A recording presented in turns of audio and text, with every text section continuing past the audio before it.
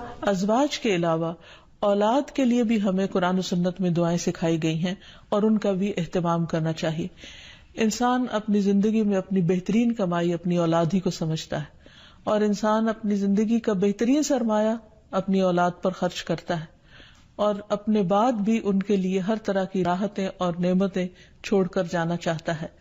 لیکن اگر اولاد نیک ہو تو وہ والدین کے لیے صدقہ جاریہ بھی بنتی ہے، اور والدین کے خون پسینے کی کمائی کو ان کی زندگی میں اور ان کی زندگی کے بعد بہترین جگہوں پر استعمال کرتی. لیکن اگر اولاد بگڑی ہوئی ہو تو زندگی میں بھی انسان کے لیے اذیت اور عذاب ہے، اور بعد میں بھی اس کے مال کو ضائع کرنے والی ہوتی ہے اور اس کے لیے بدنامی کا سبب بنتی ہے. اس لیے خصوصی طور پر اولاد کے لیے دعائیں کرتے رہنا چاہیے. نبی صلی اللہ علیہ وسلم نے فرمایا 3 قسم کے لوگوں کی دعائیں قبول ہوتی ہیں اور ان کی قبولیت میں کوئی شک و شبہ نہیں: مظلوم کی دعا، مسافر کی دعا، اور والد کی دعا اپنی اولاد کے لیے. یعنی جب باپ اپنے بچوں کے لیے دعا کرتا ہے تو وہ دعا بھی قبول ہوتی ہے. اسی طرح نبی صلی اللہ علیہ وسلم نے اس بات سے بھی منع کیا کہ کوئی اپنی اولاد کے خلاف دعا کرے یا اس کو بد دعا دے، کیونکہ وہ بھی قبول ہو جاتی ہے اور پھر انسان کے لیے پریشانی کا باعث بنتی ہے. اس سلسلے میں نبی صلی اللہ علیہ وسلم نے فرمایا اپنی اولاد کو بد دعا نہ دو، ایسا نہ ہو کہ وہ اللہ کی طرف سے قبولیت کی گھڑی ہو اور وہ تمہارے لیے قبول کر لے. اور اگر انسان کی ایسی دعا قبول ہو جائے تو پھر انسان کے لیے سخت پریشانی کا باعث ہو سکتی ہے یہ بات. پھر اسی طرح یہ ہے کہ اگر کسی کی اولاد نہ ہو تو اس کے لیے بھی دعا سکھائی گئی ہے، اور وہ دعا ابراہیم علیہ السلام کی دعا ہے جس میں وہ کہتے ہیں رب ہب لی من الصالحین، اے میرے رب مجھے نیک اولاد عطا فرما، صالح لوگوں میں سے عطا فرما. فبشرناہ بغلام حلیم، تو ہم نے اسے ایک بردبار بیٹے کی بشارت دی. یعنی اللہ سبحانہ وتعالیٰ نے ان کی دعا سن لی، اور یہ دعا بہت عرصے کے بعد سنی گئی تھی لیکن بہرحال سن لی گئی. ابراہیم علیہ السلام اللہ کے دوست تھے اور مستجاب الدعوات تھے، ان کی دعائیں قبول ہوتی تھی. لیکن یہاں یہ بات بھی پتہ چلتی ہے کہ دعا کی قبولیت کا مطلب یہ نہیں کہ جس وقت انسان منہ سے کوئی بات نکالے اسی وقت پوری ہو جائے. اس کی پورے ہونے میں بعض اوقات کئی سال گزر سکتے ہیں، جیسے ہم دیکھتے ہیں یوسف علیہ السلام کے واقعے میں، ابراہیم علیہ السلام اور دیگر پیغمبروں کے سلسلے میں. اور پھر ہم اس بارے میں یہ بھی دیکھتے ہیں کہ جس طرح ابراہیم علیہ السلام کی دعائیں قبول ہوئی تو انہوں نے اپنے رب کا اس پر شکر بھی ادا کیا اور فرمایا الحمدللہ الذی وہب لی علی الکبر اسماعیل و اسحاق ان ربی لسمیع الدعاء، کہ اللہ کا شکر ہے جس نے مجھے بڑھاپے میں اسماعیل اور اسحاق جیسی اولاد دی، بلا شبہ میرا پروردگار دعائیں سننے والا ہے. اور حقیقت یہ ہے کہ اللہ تعالیٰ پیغمبروں کی بھی سنتا ہے اور پیغمبروں کے علاوہ باقی لوگوں کی بھی دعائیں سنتا ہے.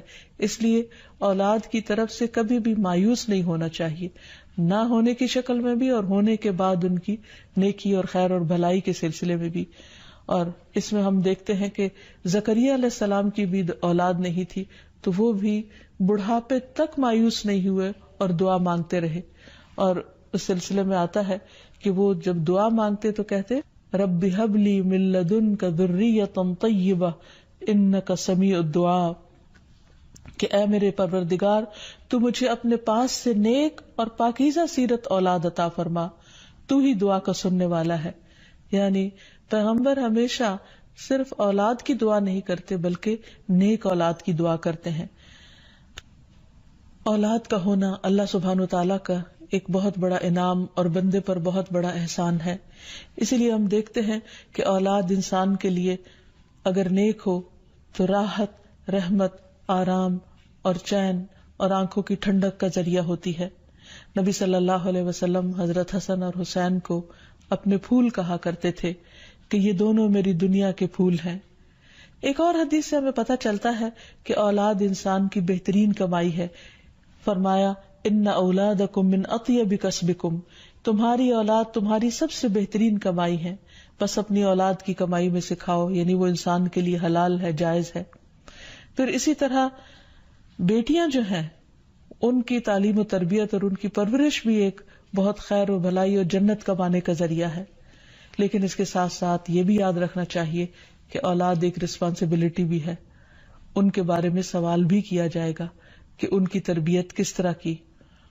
پھر خصوصی طور پر اسے ماں کی ذمہ داری قرار دیا گیا، اگرچہ ماں اور باپ دونوں ذمہ دار ہیں، لیکن عورت سے اس کے گھر والوں یعنی اس کے بچوں کے بارے میں اس سے سوال ہوگا کہ اس نے ان کی تربیت کیسے کی.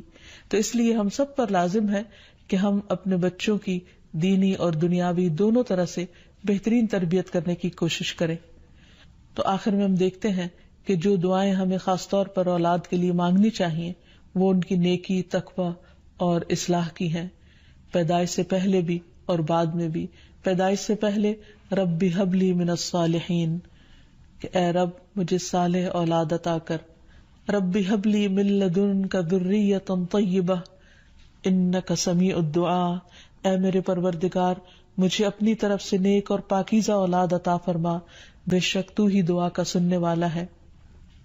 پھر اسی طرح اولاد کو شیطان سے محفوظ رکھنے کی دعا بھی کرنی چاہیے، جس طرح حضرت مریم کی والدہ نے ان کی پیدائش سے پہلے دعا کی.